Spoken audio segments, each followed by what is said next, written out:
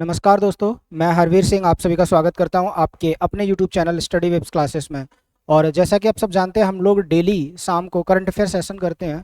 और current affair session में हम डेली शाम को 10 क्वेश्चंस करते हैं जो आज की डेट में बने हैं। ठीक है, तो उन क्वेश्चंस को डिस्कस करेंगे और देखेंगे कि किस तरह से एग्जाम में क्वेश्चंस पूछे जाते हैं, कौन कौन सा पैटर्न रहता है, किस तरह से करंट अफेयर्स पूछी जाती है, नेशनल हो, इंटरनेशनल हो या आपका राज्य स्तर की हो। तो उन सारे एग्जाम को फोकस करते हुए ये क्वेश्चंस आपको हेल्प करेंगे। ठीक है, तो चलिए क्वेश्चंस डिस्कस करने से पहले अगर आप चैनल पर फर्स्ट टाइम विजिट कर रहे हैं तो चैनल को सब्सक्राइब कर लें, साथ में बेल आइकन पर भी क्लिक कर लें, जिससे जो भी नया वीडियो अपलोड किया जाए उसकी जानकारी आप तक पहुंचती रहे। ठीक है, तो चलिए पहला क्वेश्चन देखते हैं कि जो पहला क्वेश्चन है वो क्या है।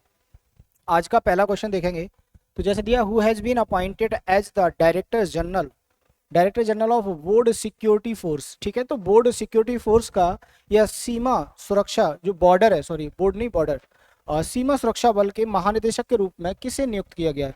तो सीमा सुरक्षा बल के महानिदेशक की बात करेंगे तो इनको किसको नियुक्त किया गया है? पंकज कुमार सिंह, नितिन अग्रवाल, अजय सिन्हा, मोहित अग्निहोत्री या नरेश अग्रवाल। तो अभी जो सीमा सुरक्षा बल है उसके जो महानिदेशक नियुक्त किए गए वो किए गए नितिन अग्रवाल। ठीक है, तो ऑप्शन बी क्या हो जाएगा हमारा? करेक्ट हो जाएगा। ठीक है, चलिए, तो आईपीएस अधिकारी नितिन अग्रवाल को सीमा सुरक्षा बल का नया महानिदेशक नियुक्त किया गया है। ये 1989 बैच के केरल कैडर के आईपीएस अधिकारी थे। ठीक है, अग्रवाल वर्तमान में केंद्रीय रिजर्व पुलिस बल सीआरपीएफ के अतिरिक्त महानिदेशक थे। ये पंकज कुमार सिंह का 31 दिसंबर 2022 को सेवानिवृत्त होने के बाद से यह पद रिक्त था। ठीक है, तो जो पहले बीएसएफ के, अगर हम बात करेंगे बीएसएफ के बॉर्डर सिक्योरिटी फोर्स, ठीक है ना, तो बीएसएफ के जो पहले महानिदेशक कौन थे? तो अभी 2022 तक थे पंकज कुमार सिंह, इनका सेवानिवृत्त हो गए या फिर कह सकते हो कि ये रिटायर्ड हो गए। ठीक है ना, और इनकी जगह अब कौन लेंगे? नितिन अग्रवाल। ठीक है, चलिए नेक्स्ट क्वेश्चन की बात करेंगे तो who has resign from the post of chairman of the selection committee of athletics federation of India. भारतीय एथलेटिक्स महासंघ की चयन समिति के अध्यक्ष पद से किसने इस्तीफा दिया? तो अगर इस्तीफा की बात करेंगे, जो भारतीय एथलेटिक्स महासंघ था, ठीक है, इसके जो समिति थी इससे किसने इस्तीफा दिया है? गुरबचन सिंह रंधावा ने, अभिनव बिंद्रा ने, या राज्यवर्धन सिंह राठौर ने, या जीव मिल्खा सिंह ने, या नॉर्मन प्रिचर्ड ने। ठीक है, तो अगर हम बात करेंगे जो भारतीय एथलेटिक्स महासंघ की समिति से जो इस्तीफा दिया है वो दिया है गुरबचन सिंह रंधावा ने। किसने दिया है? गुरबचन सिंह रंधावा। ऑप्शन ए क्या हो जाएगा आपका? करेक्ट हो जाएगा। थोड़ा सा जानेंगे इनके बारे में। तो गुरबचन सिंह रंधावा ने 18 साल के कार्यकाल के बाद भारतीय एथलेटिक्स महासंघ की चयन समिति के अध्यक्ष पद से इस्तीफा दे दिया है। ठीक है ना, एएफआई। रंधावा ने 1962 के एशियाई खेलों में डेकाथलॉन में स्वर्ण पदक जीता था। 1964 के ओलंपिक में 110 मीटर बाधा दौड़ में 5वें स्थान पर रहे थे। Athletics federation of India Bharat में एथलेटिक्स खेल के लिए राष्ट्रशासी निकाय है। ठीक है, आगे। Where did the prime ministers inaugurated the first national training conclave. अगर हम बात करेंगे, प्रधानमंत्री ने पहले राष्ट्रीय प्रशिक्षण सम्मेलन का उद्घाटन कहाँ किया है? तो प्रधानमंत्री ने जो राष्ट्रीय प्रशिक्षण सम्मेलन है इसका उद्घाटन कहाँ किया है? तो पहला ऑप्शन जैसे आपका दिया लखनऊ, ठीक है, अहमदाबाद, नई दिल्ली, जयपुर, गुरुग्राम। तो आप यहाँ पे बात करोगे तो जो पीएम है, प्राइम मिनिस्टर साहब हैं, इन्होंने कहाँ पे किया है? तो इन्होंने जो राष्ट्रीय प्रशिक्षण सम्मेलन है इसका जो उद्घाटन किया है वो किया है नई दिल्ली में। कहाँ पे किया है? नई दिल्ली के प्रगति मैदान में। चलिए आगे बात करेंगे हम यहाँ पे। तो प्रधानमंत्री नरेंद्र मोदी ने अंतर्राष्ट्रीय प्रदर्शनी और सम्मेलन प्रगति मैदान नई दिल्ली में पहले राष्ट्रीय प्रशिक्षण सम्मेलन का उद्घाटन किया। राष्ट्रीय प्रशिक्षण कॉन्क्लेव का उद्घाटन पूरे भारत में सिविल सेवा अधिकारियों के लिए प्रशिक्षण बुनियादी ढांचे को मजबूत करना है। ठीक है, कार्यक्रम की मेजबानी क्षमता निर्माण आयोग ने की थी। ठीक है, तो इसका आप याद रखोगे, जो सिविल सर्विस होते हैं ना, जो आईएएस अधिकारी होते हैं, उनको प्रशिक्षण देने के लिए इसका उद्घाटन किया गया या ये आपका कार्यक्रम था। ठीक है, चलिए नेक्स्ट क्वेश्चन है, world blood donor day has been observed on which day of June 2023। ठीक है, तो विश्व रक्तदाता दिवस जून 2023 के किस दिन मनाया जाता है? तो अगर हम बात करेंगे विश्व रक्तदाता दिवस की तो ये मनाया जाता है आपका एवरी 14 जून, 14 जून को। ठीक है, 14 जून को राष्ट्रीय विश्व रक्तदाता दिवस मनाया जाता है। इसमें आपका जो इसकी थीम थी वो थी give blood, give plasma, share life. ठीक है, तो अगर हम बात करेंगे तो निस्वार्थ स्वैच्छिक रक्तदाताओं के प्रति आभार व्यक्त करने के लिए विश्व रक्तदाता दिवस ठीक है ना। विश्व रक्तदाता दिवस 14 जून को मनाया जाता है। विश्व रक्तदाता दिवस 2023 का नारा था या थीम थी गिव ब्लड, ठीक है, क्या था, give blood give plasma share life share often. तो ये आप विषय याद रखेंगे, इसका थीम याद रखेंगे, give blood give plasma share life share often, ठीक है। विश्व स्वास्थ्य संगठन WHO ने आधिकारिक तौर पर 2004 में विश्व रक्तदाता दिवस मनाने की घोषणा की। 2005 में 58वीं विश्व स्वास्थ्य दिवस के दौरान रक्तदान के महत्व के बारे में जागरूकता बढ़ाने के उद्देश्य से इसे वार्षिक वैश्विक कार्यक्रम के रूप में नामित किया गया, ठीक है। तो जो ब्लड डोनर डे है उसको 14 जून को सेलिब्रेट किया जाता है, जिसकी थीम है give blood give plasma share life share often, ठीक है।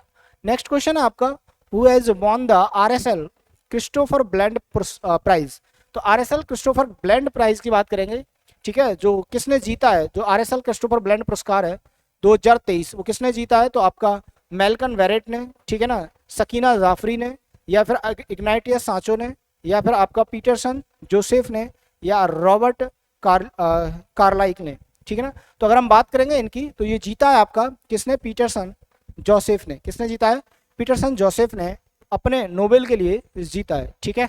तो अभिनेता लेखक पैटरसन जोसेफ ने अपने पहले उपन्यास the secret diaries of Charles Ignatius सांचो, याद रखेंगे, the secret diaries of Charles Ignatius सांचो के लिए इन्होंने अपना यह पुरस्कार जीता है, ठीक है। यह पुरस्कार इन्होंने जीता है, ठीक है।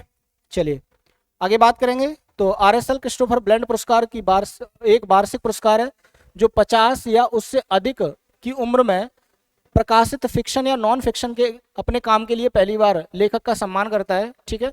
यह पुरस्कार चार्ल्स इग्नाइटियस सांचो के बारे में एक ऐतिहासिक कथा है जो इंग्लैंड में मतदान करने वाले अश्वेत व्यक्ति थे, ठीक है, जो पहले अश्वेत व्यक्ति थे उनके बारे में। चलिए नेक्स्ट क्वेश्चन दिया है आपका, Andy Murray has recently won the Surbiton trophy by beating him, ठीक है ना, ल्यूकस पॉली, फिलिप मिसोलिक या जुरिक रोडियोनोव, ठीक है ना, जो रोडियोनोवा है, डेनिस नोवाक या सेबेस्टियन ऑफनर, ठीक है। तो ये जो एंडी मरे ने किसको हराकर सर्विटन ट्रॉफी जीती है, किसको हराकर सर्विटन ट्रॉफी को जीता है, ठीक है। तो लुकास पोलाइल की बात करेंगे या फिलिप मोसोलिक की बात करेंगे, जुरीज आपका रोडियोनोवा की बात करेंगे, या डेनिस नोवाक या सेबेस्टियन ऑफनर। तो ये जो पुरस्कार जीता है एंडी मुरे ने, ये किसको हराया है, तो इन्होंने जुरिज आपका रोडियोनोवा को हराया है, ठीक है ना, जुरिज रोडियोनोवा, जिसमें ऑप्शन आपका सी क्या हो जाएगा, करेक्ट हो जाएगा, ठीक है ना। जुरिज रोडियोनोवा को हरा करके एंडी मरे ने आपका सेबेस्टियन ट्रॉफी को जीता है। टेनिस खिलाड़ी एंडी मरे ने जून 2023 में सत्र का अपना दूसरा ATP चैलेंजर टूर खिताब सेबेस्टियन ट्रॉफी जीती है। ATP चैलेंजर टूर इवेंट्स में सबसे उम्रदराज ग्रास कोर्ट चैंपियंस बने हैं, ठीक है ना, सबसे उम्रदराज, याद रखेंगे, सबसे उम्रदराज ग्रास कोर्ट चैंपियंस बने हैं। उन्होंने फाइनल में ऑस्ट्रिया के, ये कहाँ के थे, ऑस्ट्रिया के जुरिज रोडियोनोवा को 6-3 6-2 से हराया, ठीक है। 2016 में विंबलडन जीतने के बाद से घास पर यह उनका पहला खिताब था। तो 2016 के बाद डायरेक्ट 2023, ठीक है, ये आप याद रखेंगे, ठीक है। चलिए नेक्स्ट क्वेश्चन है, which bank has launched N interactive voice response based UPI solution name UPI 123 पे, ठीक है। तो कौन सी बैंक है जिसने UPI 123 पे नाम से इंटरेक्टिव वॉइस रिस्पॉन्स आधारित IVR आधारित UPI समाधान लॉन्च किया है। तो कौन सी बैंक ने लॉन्च किया है, ये हमसे पूछा है, ठीक है, ये हमसे पूछा है। तो जैसे फर्स्ट दिया है आपका Punjab national bank, Canara bank, भारतीय स्टेट बैंक, HDFC बैंक या सेंट्रल बैंक ऑफ इंडिया। तो यहाँ पे आपका ऑप्शन दिया है, ठीक है। तो जो बैंक है उसका नाम है PNB, पंजाब नेशनल बैंक ने आपका UPI 123 पे नाम से एक इंटरेक्टिव वॉइस रिस्पॉन्स आधारित UPI लॉन्च किया है, ठीक है। तो उस बैंक का नाम याद रखोगे आप, पंजाब नेशनल बैंक PNB, ठीक है, जिसको आपके चाहे आपका ललित मोदी हो, ठीक है, या फिर आपका विजय माल्या हो, जो इनको शपथ लगा कर गए थे, ठीक है। तो आप याद रखेंगे PNB Punjab national bank IVR आधारित UPI समाधान UPI 123 पे, आप नाम जरूर याद रखेंगे इसका, UPI 123 पे लॉन्च किया है, जो ऐसा करने वाला पहला सार्वजनिक क्षेत्र का बैंक बन गया है, ठीक है। UPI 123 पे समाधान उपयोगकर्ताओं को किसी भी फोन से UPI लेन देन करने की अनुमति देता है। समाधान कई भाषाओं में उपलब्ध है और 91 88 123 123 डायल करके इसका उपयोग किया जा सकता है, ठीक है ना। IDFC फर्स्ट बैंक या सिटी यूनियन बैंक या NSDL पेमेंट्स बैंक भी IBR भुगतान पर लाइव हो गए हैं। तो पहला बैंक आपका PNB था, उसके बाद IDFC हो गया, ठीक है ना, या IDFC फर्स्ट बैंक हो गया, सिटी यूनियन बैंक हो गया, या NSDL पेमेंट बैंक हो गया। जो IBR का मतलब हो गया तो इंटरेक्टिव वॉइस सर्वर, ठीक है। आगे बात करेंगे। तो नेक्स्ट क्वेश्चन दिया है आपका, the education ministry will host the final education working group. जो फाइनल एजुकेशन वर्किंग ग्रुप है, ठीक है, meeting under India's G20 presidency in which city June 2023। तो जो शिक्षा मंत्रालय है जून 2023 में किस शहर में भारत की G20 अध्यक्षता के तहत अंतिम शिक्षा कार्य समूह की बैठक की मेजबानी करेगा। तो शिक्षा मंत्रालय जो शिक्षा के क्षेत्र में G20 के तहत ये जो मीटिंग है वो कहाँ पर हेल्ड करेगा या कहाँ पर इसको बैठक को जो मेजबानी है वो करेगा, ठीक है। तो नागपुर, पुणे, रुड़की, चेन्नई या बेंगलोर। तो आप याद रखेंगे इसमें जो मेजबानी करेगा शिक्षा मंत्रालय वो कहाँ पे करेगा, पुणे में। कहाँ पे, पुणे महाराष्ट्र, याद रखेंगे, पुणे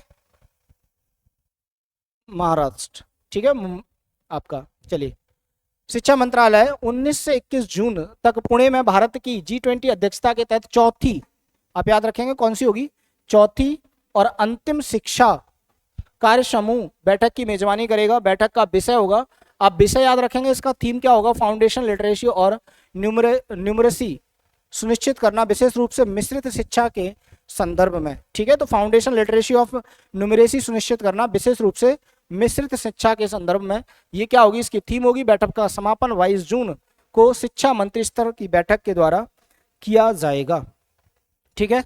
तो ये आपको याद रखना है, थीम याद रखना है, बाकी आपको शहर याद रखना है। ये मीटिंग कहां पर होनी है, चौथी मीटिंग है, किसके तहत, G20 की अध्यक्षता के तहत, ठीक है। सेकंड लास्ट क्वेश्चन आपका, what is the rank of Reliance industries limited in Forbes global 2000 top companies list, ठीक है ना। तो आपका जो फोर्ब्स की जो लिस्ट है, ठीक है ना, फोर्ब्स ग्लोबल 2000 शीर्ष कंपनियों की जो सूची है उसमें रिलायंस इंडस्ट्रीज को या रिलायंस इंडस्ट्रीज लिमिटेड का रैंक क्या है, ठीक है ना। आपसे रैंक पूछा है, इसका रैंक क्या है, 15वां, 25वां, 35वां, 45वां या 55वां, ठीक है। तो जो पिछली साल इसका रैंक था, एक कंपनी है रिलायंस इंडस्ट्रीज, ठीक है ना, इसका जो रैंक था वो था 53, लेकिन जो इस बार है वो कितना है, 45, ठीक है। तो जो इसका राइट आंसर होगा वो ऑप्शन डी हो जाएगा, 45, ठीक है।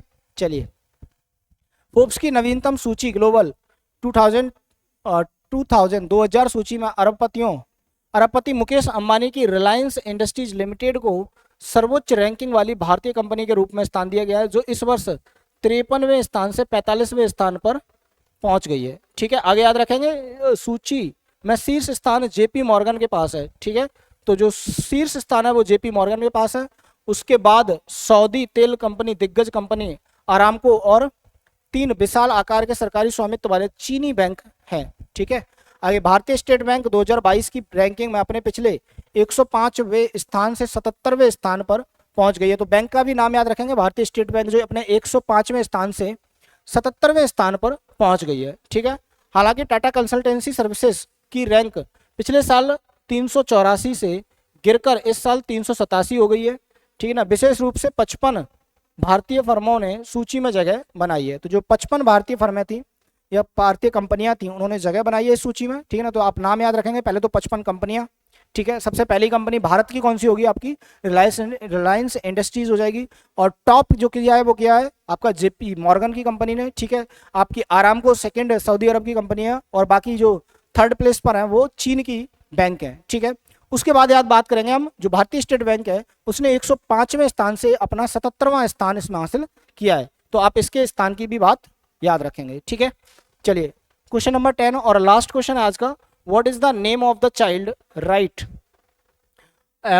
Advocates who has won the 2023 Iqbal मसीहा अवार्ड। तो जो इकबाल मसीहा अवार्ड है वो किसने जीता है, ठीक है ना।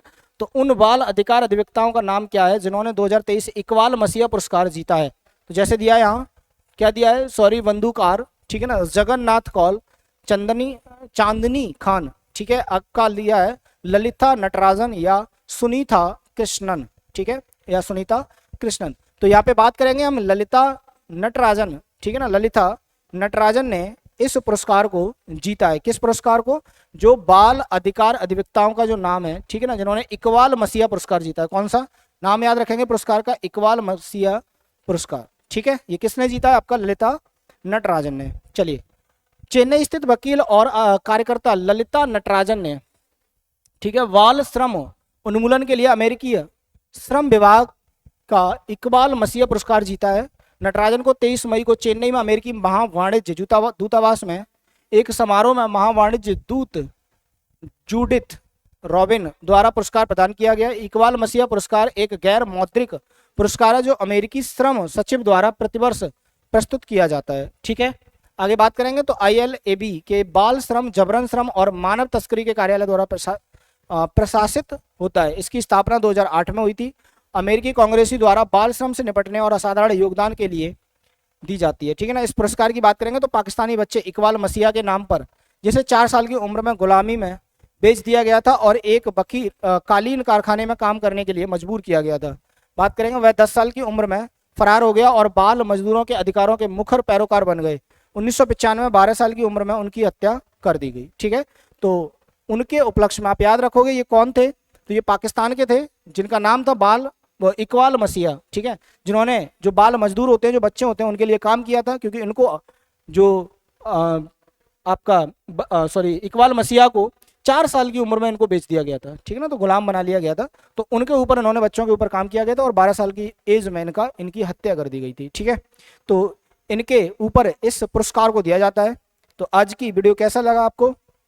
आज के क्वेश्चंस, अगर वीडियो पसंद आई हो तो वीडियो को लाइक कर दें, शेयर कर दें और चैनल पर फर्स्ट टाइम विजिट कर रहे हैं तो चैनल को सब्सक्राइब कर लें। ठीक है, तो मिलते हैं दोस्तों इसी प्लेटफॉर्म पर इसी सेशन के साथ।